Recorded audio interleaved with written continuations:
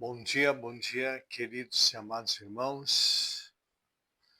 Que a graça, a paz, o amor do Pai e do Espírito Santo seja permanente a cada família, em nome de Jesus. Hoje é o quarto dia de semana. Estamos aqui terminando o capítulo 5 de Efésios. Nós vamos ler, dar uma explicação rapidinho e vamos ver, a direção de Deus. A partir do versículo 26 ao 33. A fim de separá-la para Deus como que purificando-a mediante a imersão de Mikehara, com o objetivo de apresentar a comunidade messiânica, a igreja, a si mesmo, como noiva da qual se orgulha, sem mancha, ruga ou qualquer coisa semelhante, mas santa e sem defeito. E deste modo que cada marido deve amar sua mulher como o próprio corpo, porque o homem que ama sua mulher ama a si mesmo. Ninguém jamais odiou sua própria carne, ao contrário, alimenta-a, cuida bem dela, do mesmo modo que o Messias, Jesus, o faz com a igreja, porque somos parte do seu corpo. Portanto, o homem deixará pai e mãe e permanecerá com sua mulher, e os dois se tornarão um só, uma só carne. Então, em Gênesis, capítulo 2. Há uma verdade profunda oculta aqui, o que digo concerne ao Messias e à igreja. Entretanto, o texto também se aplica de modo individual a vocês, que cada homem ame sua esposa como a si mesmo, que a esposa respeite o seu marido. Amados irmãos, aqui o Senhor Paulo está falando a respeito do Espírito Santo, quando ele fala aqui, olha, vamos ler o 25, com relação aos maridos, que ame cada um sua mulher, como o Messias amou a igreja e de fato entregou a favor dela, a fim de separá-la para Deus, como purificando-a mediante a imersão de Mikeveh, a imersão da água, pelo batismo, o Espírito Santo, a palavra que nos lava, a palavra nos lava, a palavra nos purifica. Por isso que quando tu entrega a vida para Jesus e passa pelas águas do batismo, todo pecado é sepultado ali. Porque o batismo se chama sepultamento. Está lá em Marcos, capítulo 16, versículo 16, que ele diz assim, Jesus dizendo, ide por todo mundo, anunciai boa nova, pregai a palavra, anuncia. Aquele que crer e for batizado será salvo. Então, uma coisa que eu quero frisar aqui, amados, o batismo é uma decisão pessoal. Pastor, mas fui batizado quando criança, não tem valor nenhum. Não tem valor nenhum, querido. O batismo é uma decisão pessoal, uma entrega a Cristo, para que através da lavagem das águas, que é o Espírito Santo, a palavra venha nos purificar, nos transformar numa nova criatura, uma nova criação. Então, é isso que é importante a gente ter esse entendimento, que Paulo está orientando a igreja de Éfeso e orientando a nós a santificação, a purificação com a água, que é o Espírito Santo, que é a própria palavra do Senhor. Tá certo? Rapaz, o Senhor é como o rio que desce do trono de Deus, para nos purificar, para nos brilhar, para nos brunir de toda a iniquidade. Olha o que ele fala, com o objetivo de apresentar a igreja a si mesmo como noiva, da qual se orgulha, sem mancha ou ruga, coisas semelhantes, mas santa e sem defeito. Aqui, quando fala que purificando sem orgulho, esse orgulho, objetivo, esse orgulho, não é orgulho, que é alegria de Deus, que orgulho. É uma palavra muito. É uma palavra que não é aceita diante de Deus, que é o que surgiu no coração de Lúcifer, o orgulho.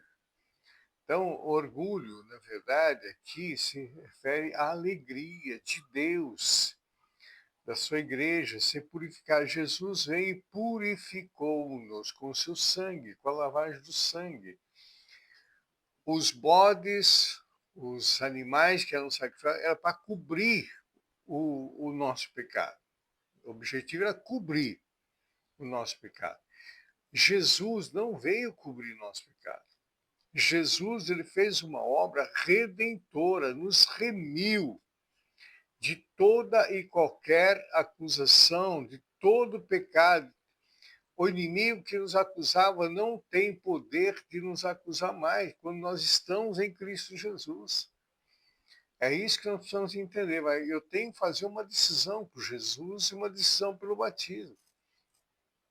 Agora, a decisão é minha.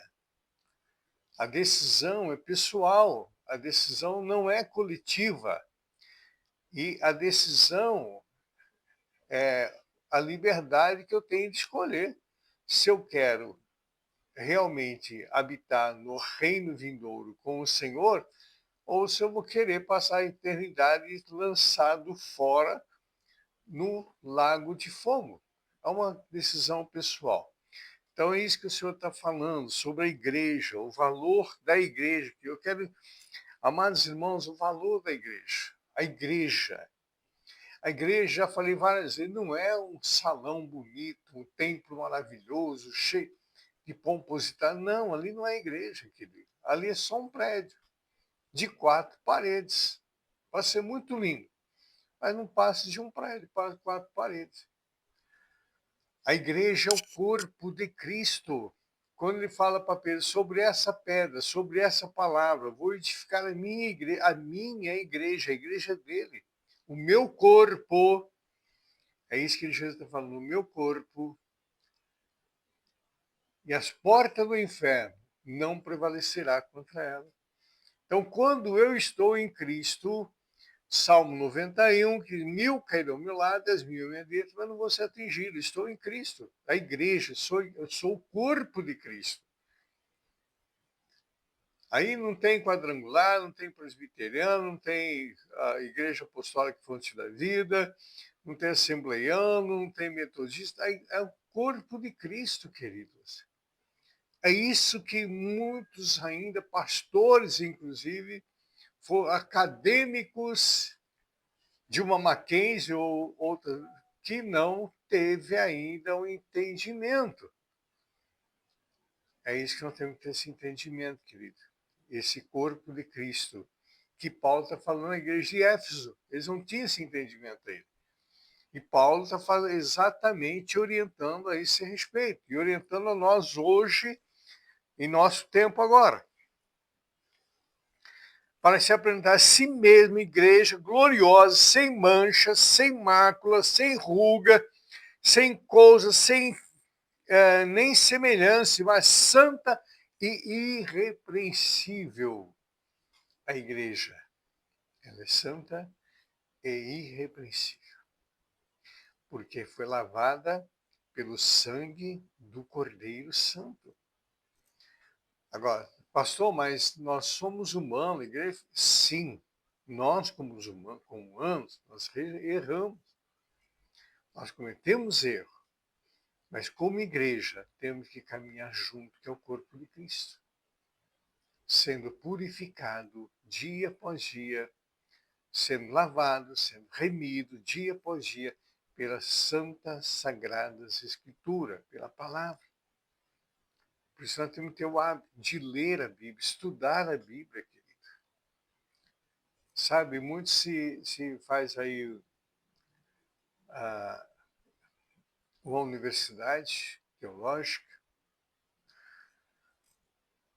se forma um pastor, não é ordenação, ali é uma formação, não é ordenação uma coisa, formação é outra. Formação é que nem o médico, se formou médico, advogado. A ordenação é uma ordem que eu recebo. E a formação é somente um trabalho, e como todo mundo, uma profissão, isso é formação. Eu sou formado em teologia, em psicologia, em psico não sei mais o quê. É a formação. É um profissional da área teológica, mas não tem uma ordenança de pastor. Tá certo? Não tem uma ordenança de pastor. A pessoa pode não ter feito uma faculdade teológica, pode não ter, mas ele teve, recebeu uma unção, ele foi ordenado a pastor. E fala a Bíblia com muito mais sabedoria, muitas vezes, do que muitos teólogos que eu falo, vejo, ouço falar tanta abobrinha nos cultos. Vamos lá, pulando um pouquinho, que é muito profundo isso. Em relação ao marido. O marido, querido, Jesus amou a igreja, amou a igreja. Sim, o marido deve amar a sua esposa. Modelo do casamento é Jesus com a igreja. Esse é o modelo do casamento. Tá? O marido tem que amar a sua esposa, amá-la, cuidá-la, ser disjuntor, ser provedor. Sabe, a esposa está do lado dele, não é atrás nem na frente, é do lado, caminhar junto. Por isso que lá em Gênesis, o Senhor diz, capítulo 2, versículo 24, o Senhor diz assim: e deixará o homem, pai e mãe, se unirá à sua esposa, serão uma só carne, querido.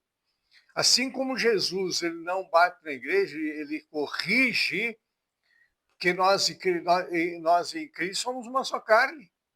Assim é o esposo com a esposa, uma só carne.